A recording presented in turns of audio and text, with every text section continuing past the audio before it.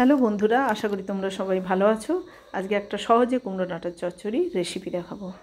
প্রথমে কড়াইতে কিছুটা কালো জিরে নিয়ে নিলাম।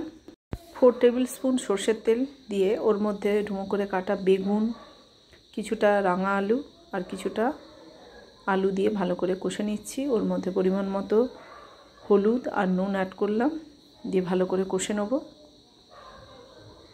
ভাজা ভাজা একটু হয়ে এলে ওর মধ্যে কুমড়ো ডাঁটাটা অ্যাড করলাম। কিছু নরম পাতাও ওতে দিয়েছি, আর একটা মিডিয়াম সাইজের পেঁয়াজ কুচো করে ওর মধ্যে দিলাম, আর একটু জিরে আর আদা বাটা ওর মধ্যে অ্যাড করছি। ভালো করে আবার কষে নেওয়া হয়ে গেলে হাফ বাটি মতো জল ওর মধ্যে দিয়ে দিলাম। এবার আমি ওটাকে প্রেশার কুকারেই সেদ্ধ করে নেব।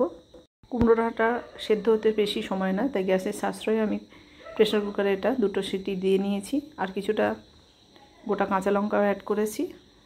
1 টিস্পুন 5 ফোড়ন আর 2 টেবিল স্পুন আবার সর্ষের তেল দিয়ে ওর মধ্যে সেদ্ধ করা কুমড়ো ডাঁটাটা দিয়ে ভালো করে নাড়াচাড়া করে নিচ্ছি। একটু গা মাখা হয়ে গেলেই রেসিপি রেডি। অবশ্যই ট্রাই করবেন আর জানাবেন কেমন হলো। আর লাইক, শেয়ার, সাবস্ক্রাইব করতে ভুলবেন না। আবার নতুন কোনো রেসিপি নিয়ে দেখা হবে। আজকের মতো চলো, টাটা।